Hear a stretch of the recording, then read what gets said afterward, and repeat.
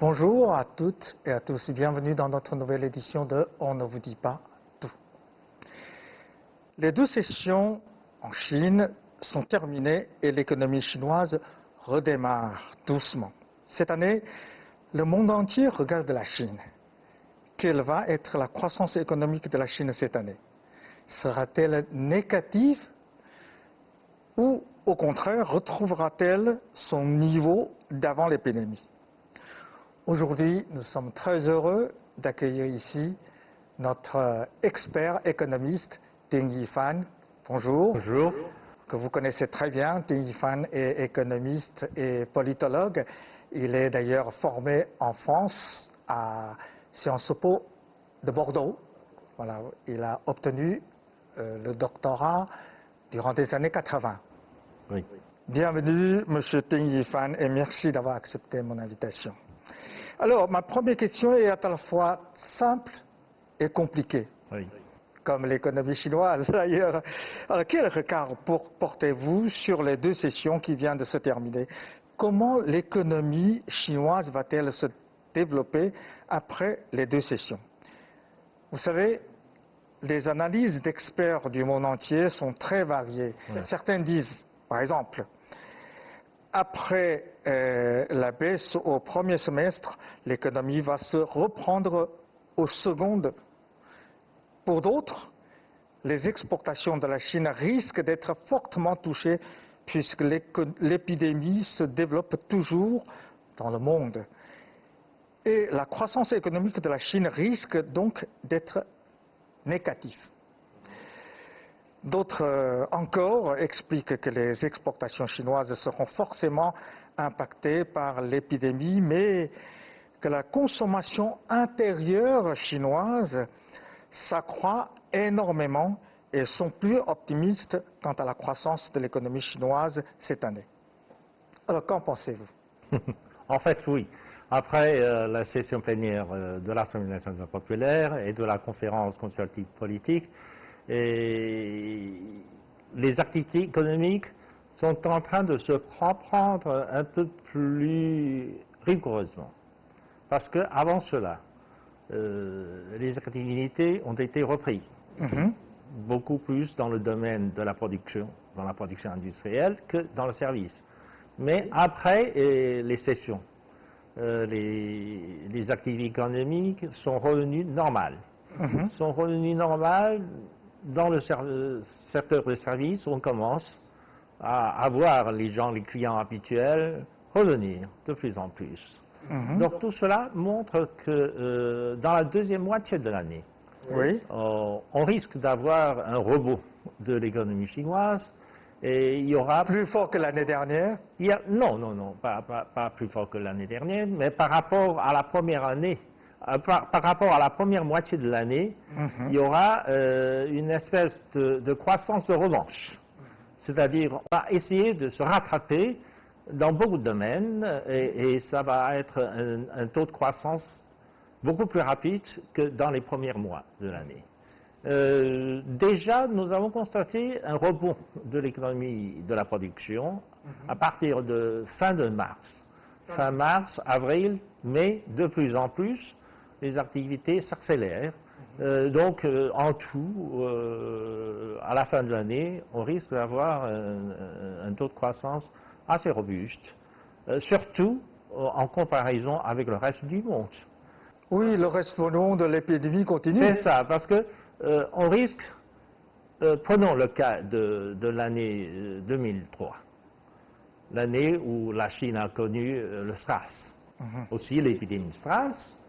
Nous avons aussi plusieurs mois de croissance négative, puis après, dans la deuxième moitié de l'année, il y a eu un rebond de l'économie, et à la fin de l'année, nous avons eu en même un taux de croissance de plus de 6%.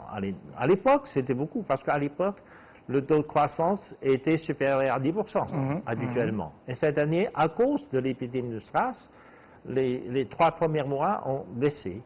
Oui. Ont été au taux de croissance négative, mais la deuxième moitié a su rattraper. Cette année, il risque d'avoir le même scénario, c'est-à-dire qu'il va y avoir un rebond de l'économie dans la deuxième partie de l'année, mais dû au fait que les 2 premiers mois ont été très sérieuses pour la croissance chinoise, parce que il ne faut pas oublier que nous avons eu aussi un taux de croissance négative de 6,8%, donc c'est très important. Donc pour rattraper, il en fallait beaucoup. Donc en tout, probablement, à la fin de l'année, on aura un taux de croissance autour de 3-4%. 3-4%. Généralement, c'est l'estimation de la plupart des économistes qui sont au contact avec le monde des affaires tous les jours. Oui. Leur impression, c'est qu'à la fin de l'année, la Chine aura un taux de croissance supérieur à 3%. À 3%. 3% par rapport aux trajectoires habituelles de la croissance chinoise, c'est tout petit. Oui, c'est important. Mais par rapport au monde, c'est tout de même un écart important. Il faut voir où il est que cette année, la croissance mondiale, la croissance mondiale générale, partout dans le monde, sera négative. Donc, si les autres pays ont un taux de croissance négatif, disons de 2-3%, et la Chine aura 3%, ça sera la Chine a un taux de croissance de 3%, il va y avoir un écart de 6 ou 8%. C'est beaucoup. Une autre question concernant le chômage. Nous avons vu que pendant l'épidémie, la Chine a vu son taux de chômage augmente fortement. Et surtout, en fait, beaucoup de gens ont toujours leur travail, mais ils n'ont plus de salaire. Ça, c'est très spécial en Chine. Et le nombre de chômeurs est passé à presque 10 millions. La Chine va-t-elle vivre une crise de l'emploi? Nous avons une habitude. Quand il y a une crise de santé, une crise sociale, une crise économique, etc., les entreprises préfèrent garder le personnel en leur donnant des congés, sans payer. Congés et sans payer. Ce n'est pas congé payé, mais congé sans payer. Mais ainsi, ils peuvent garder leur emploi. Ils peuvent revenir une fois la crise passée. Et c'est toujours... C'est spécifique. C'est très spécifique. Ça a été toujours le cas en Chine, etc. C'est pour faire face à des situations particulières. Mais cette année, l'État va intervenir. L'État est déjà intervenu. L'État va intervenir un peu plus profondément dans les mois à venir. C'est-à-dire que cette année, leur donner de salaire. Tout dernièrement, dans le rapport d'activité du gouvernement, le Premier ministre a laissé entendre que cette année, la Chine va débloquer un peu plus de 2 000 milliards de yuan. 2 000 milliards de yuan. À destination de ces personnes démunies, à des PME en difficulté, etc. C'est de l'argent public. Ces 2 000 milliards de yuan sont de l'argent public, dont 10 000 sera un lancement d'emprunt au nom de la lutte contre le Covid-19, et un autre 10 000 sera une augmentation du déficit budgétaire. Donc tout cela servirait à donner de l'argent, en fait, à donner de l'argent à des gens dont ils ont besoin. Des chômeurs, Donc pour des gens qui gardaient leur travail sans salaire, peuvent avoir un revenu. C'est ça. En plus, c'est un fonds débloqué par le gouvernement central, par Pékin.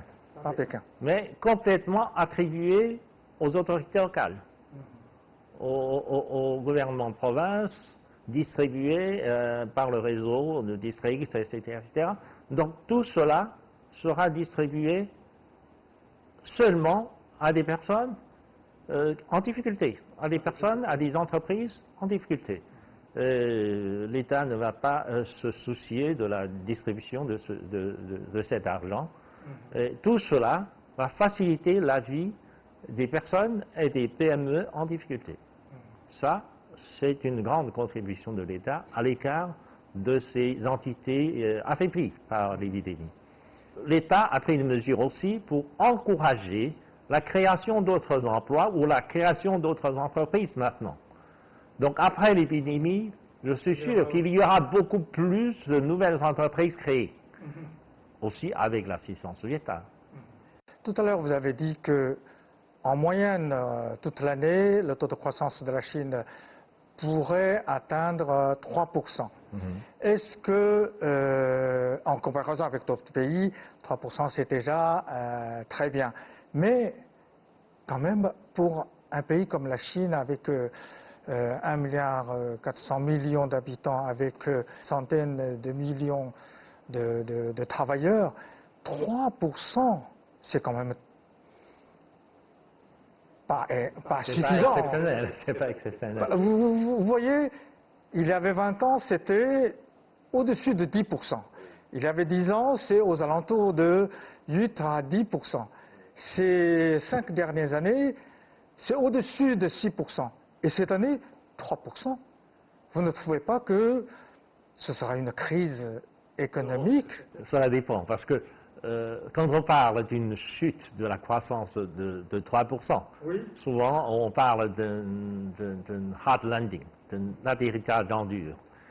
Souvent, atterrissage dur de l'économie. On parle souvent de ça, mais en fait, dans le cas de la Chine, oui, même si une chute de 2 ou 3% de croissance, il y a encore de bon espoir dans la population, etc. Je pense que c'est une période transitoire.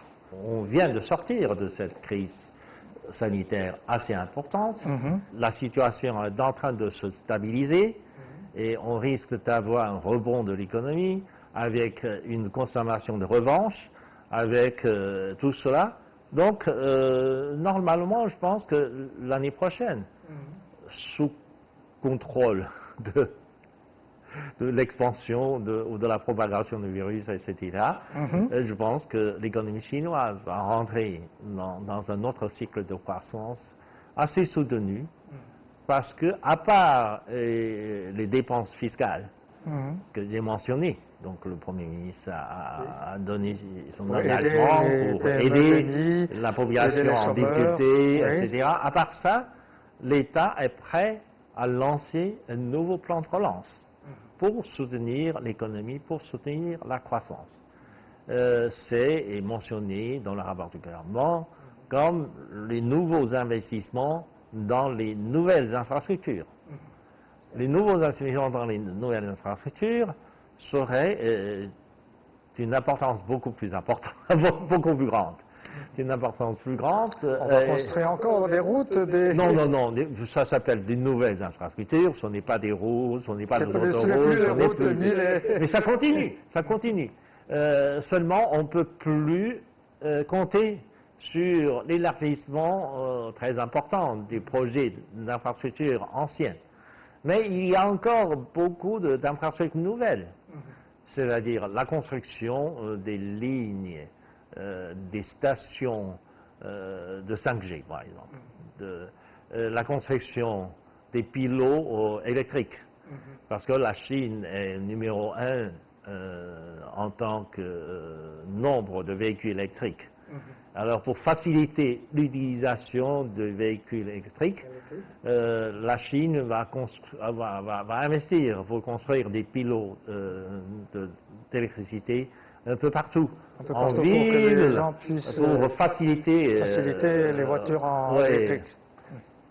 Et tout ça fait partie de nouvelles infrastructures, mais il y a autre chose, donc, qui sont liées à la nouvelle technologie et qui vont accompagner tout ça. Par exemple, la télécommunication 5G va fournir beaucoup de technologies et beaucoup d'activités affiliées.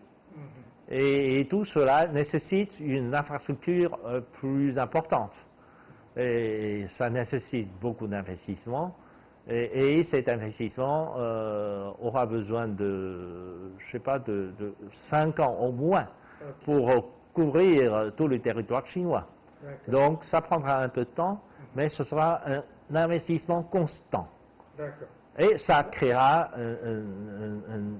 une espèce d'élan dans la croissance chinoise. Beaucoup d'économistes étrangers, occidentaux, pensent que l'épidémie de coronavirus va apporter d'énormes changements et surtout va stopper la mondialisation, voire entraîner une démondialisation. Le monde ne pourra pas retrouver son état d'avant l'épidémie. Dans ce contexte, comment l'économie chinoise va-t-elle s'adapter, selon vous? Va-t-elle se détourner de la mondialisation, elle aussi? Ce genre d'affirmation montre une certaine arrogance de la part des pays occidentaux, surtout. Ah bon? Oui, parce Pourquoi? qu'ils pensent que la mondialisation était d'abord initiée, provoquée par eux. Oui. Si ces pays occidentaux se retirent du processus de la mondialisation, c'est la la démondialisation. mondialisation est finie. Ce sera la démondialisation. Il ne faut pas oublier l'émergence collective des pays en développement. Il ne faut pas oublier que les économies émergentes aujourd'hui, les pays BRICS, plus la Turquie, l'Indonésie et quelques grandes économies émergentes, ils sont plus importants aujourd'hui que les G7. Bon, les G7 n'est plus leader. Non, pas mondial, du tout, pas du tout. dans Ils sont, il a dit, il y a 2 ans déjà. Aujourd'hui, les économies émergentes sont plus importantes. Donc, ça ne va pas revenir en arrière. Tant que la Chine, les nouvelles économies émergentes, n'arrêtent pas sur la voie de la mondialisation, elle va continuer. Sans les pays Que G7. les pays occidentaux veuillent ou non, qu'ils se retirent ou pas de ce processus de mondialisation, ça ne fait rien, ça va continuer. Ça va continuer. Ça va continuer. On va faire cela avec des projets chinois de nouvelle route de la soie. Les projets de la nouvelle route de la soie servent à renforcer les liens de la nouvelle mondialisation. Qu'ils s'écartent, tant pis pour eux. Ils ne profiteront pas de ce processus de la mondialisation. Parce que pour eux, pour les États-Unis, pour l'Union européenne, c'est évident qu'une démondialisation les implique à fond. Ce n'est pas une solution. Qu'ils se retirent de ce processus de la mondialisation, ils souffriraient beaucoup plus. Ils souffriraient beaucoup plus parce qu'ils quitteront les marchés les plus importants du monde. Ils quitteront le mouvement le plus dynamique du développement de l'économie mondiale. C'est tout simplement ça. C'est-à-dire, plus ils délocalisent leurs entreprises sur leur territoire, plus ils perdent encore plus de marchés mondiaux. Je dirais même que ce serait un comportement suicidaire. Ce serait un comportement suicidaire. Vous ne pensez pas que quand les États-Unis et l'Union européenne se retirent de ce marché mondial, ça va causer une crise mondiale? Ça ne va pas arrêter leur déclin. Je dirais que ça ne va pas arrêter leur déclin. Ça va continuer. Au contraire, ça va affecter la compétitivité de leurs entreprises, de leurs multinationales. Ça va tuer leur entreprise. Bon, revenons à cette pandémie de coronavirus. Les experts occidentaux et chinois ont affirmé que cette épidémie de coronavirus est la crise sanitaire la plus terrible depuis plus de 100 ans. Et va nous mener dans une ère de grands changements et de conflits dans le monde entier.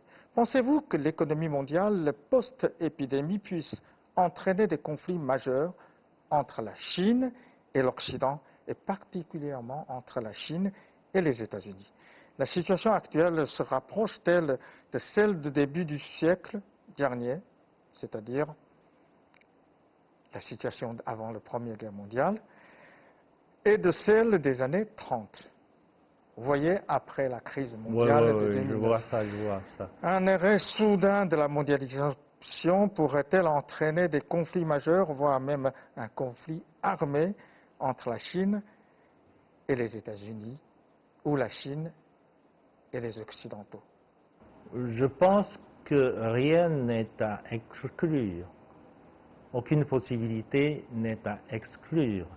Effectivement, il y a un contraste frappant entre le développement de la Chine et du monde occidental en général, des États-Unis et de l'Union européenne, du Japon, d'autre part. Donc il y a un contraste frappant qui fait que finalement, je ne sais pas si un jour ou l'autre, des dirigeants plus ou moins fous arrivent au pouvoir et décident de lancer une aventure militaire. C'est possible. Mais la Chine a pris des leçons de l'histoire. Donc la Chine se prépare à une telle éventualité. Et dans le monde d'aujourd'hui, il y a une arme de dissuasion assez importante, c'est l'arme nucléaire. Et les experts des relations internationales disent que après la naissance des armes nucléaires, il n'y aurait plus de guerre entre les possédants des armes nucléaires. Effectivement. Oui. Les conflits jusqu'à maintenant, oui.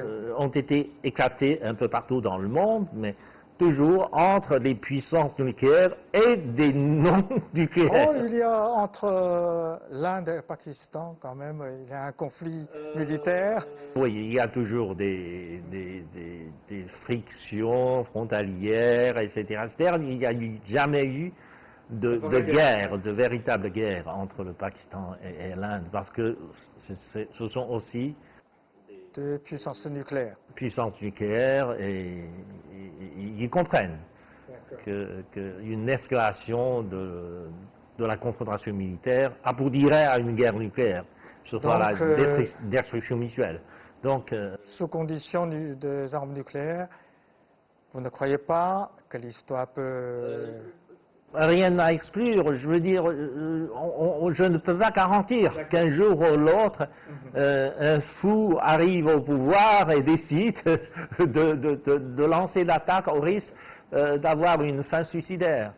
Vous voyez très bien que depuis 2 mois, 2 mois et demi, que les États-Unis tentent de faire porter à la Chine la responsabilité de la situation sanitaire catastrophique sur leur sol.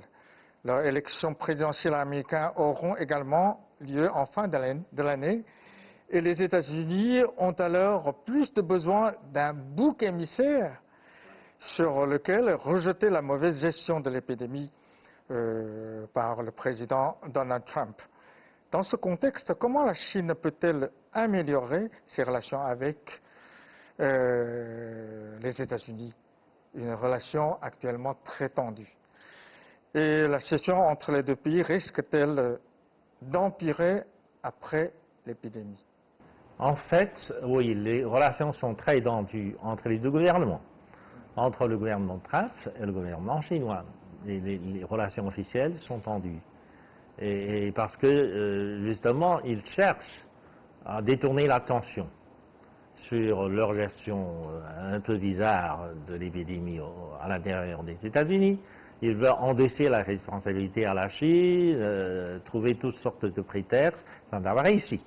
Et bien sûr, les évidences récentes montrent que finalement l'épidémie ne soit pas éclatée en Chine.